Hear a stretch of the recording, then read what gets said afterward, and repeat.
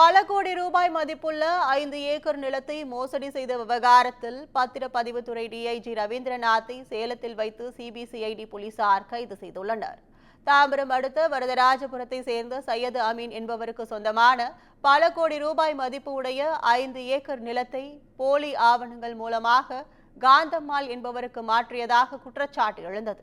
இதுகுறித்து சையது அமீன் என்பவர் கடந்த 2021ஆம் ஆண்டு காவல்துறையிடம் அளித்த புகாரின் பேரில் விசாரணை மேற்கொண்ட போது தாம்பரம் சார் பதிவாளராக இருந்த மணிமொழியன் தனது உதவியாளர்கள் லதா, சபரீஷ் ஆகியோர் உதவியுடன் போலியாக மாற்றி கொடுத்திருப்பது தெரியவந்தது. இதுகுறித்து போலீசார் நடவடிக்கை எடுக்காத காரணத்தினால் உடனடியாக இந்த வழக்கை சிபிசிஐடி மாற்ற வேண்டும் என சையது அமீன் என்பவர் சென்னை உயர்நீதிமன்றத்தில் வழக்கு தொடர்ந்திருந்தார். இந்த வழக்கை சிபிசிஐடிக்கு மாற்றி நீதிமன்றம் உத்தரவு பிறப்பித்த நிலையில் சிபிசிஐடி போலீசார் விசாரணை மேற்கொண்டு பத்திரப்பதவி உதவியாளர்கள் லதா, சபரீஷ், கணபதி மற்றும் சார் பதிவாளர் மணிமொழியன் ஆகியோரை கைது செய்தனர். இதையடுத்து அவர்களிடம் நடத்தப்பட்ட விசாரணையில் இந்த போலி பத்திரப்பதிவுக்கு அப்போது தென் சென்னையில் பணியாற்றி தற்போது மதுரை மற்றும் சேலம் சரக டிஐஜியாக பணியாற்றி வரும் ரவீந்திரநாத் தான் காரணம் என கண்டுபிடிக்கப்பட்டது.